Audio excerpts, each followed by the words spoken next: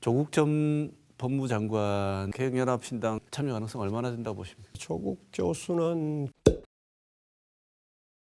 개혁연합신당은 우리나라는 민주당과 국힘당, 양당 구도로 돼 있죠. 그러나 그것만 갖고는 특히 개혁을 하기에 부족합니다. 그래서 개혁을 표방하는 새로운 군소 정당들, 용해인 의원이 이끄는 기본소득당과 또 열린민주당, 그리고 지금 막 창당하려고 하는 사회민주당, 이 세 개 정당이 연합해서 개혁을 표방하면서 이번에 새로 만드는 그런 연합정당이다. 노무현 정부 시절에 정책실장을 지내셨습니다. 가장 핵심 인사이셨는데 교수님께서 개혁연합신당 자문위원장직을 수락했다는 사실 자체가 진보 진영에게 시사하는 점은 굉장히 많이 있다고 봅니다. 제가 갑자기 제안을 받고요.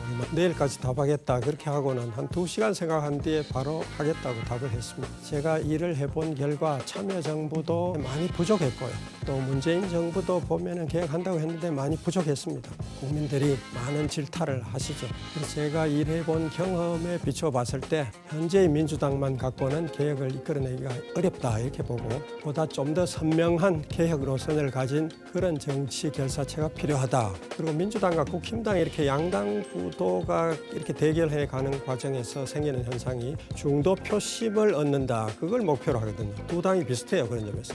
가운데로 자꾸 갑니다.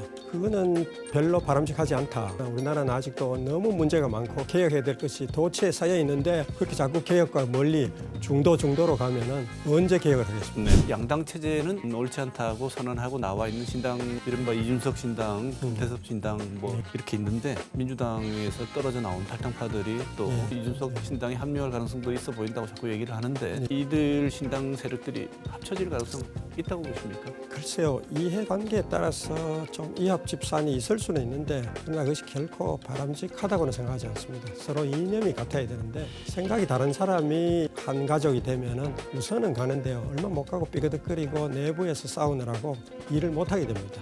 같이 일을 하려면은 동지적인 그런 의식, 생각이 같아야 돼요. 생각이 같고 이념 지향이 같은 사람이 그 정당을 같이 해야지 우선 이해관계에 따라서 같이 합치고 이런 것은 오래 못 간다 그렇게 봅니다. 네. 조국 전 법무장관 개혁연합신당 참여 가능성 열려 있다고 하는 것 같은데 참여 가능성 얼마나 된다고 보십니까? 조국 교수는 이제 정치적으로 활동을 할 수 있게 되면은 아마 우리 개혁연합신당에 합류하게 될 것 같습니다. 네. 지금까지 그렇게 말을 해왔고요. 네. 지금 총선 석 달이 남지 않은 지금 상황에서도 아직 선거제도 확정이 안 돼 있습니다. 정작 민주당 쪽에서는 이 병립형으로 돌아갈 여지도 자꾸 시사를 하고 있는 것 같습니다. 이상적인 것은 국민들의 의사가 골고루 반영되도록 의석이 돌아가도록 국회가 구성돼야 됩니다. 그게 다소라도 반영되는 희망이 있는 것이 비례대표인데 비례대표조차도 너무 의석이 작았어. 근데 그것조차도 그 47석조차도 흔쾌히 내놓지 않고 양당이 자기들이 그것마저 가져가겠다는 게 병립형이라고 합니다.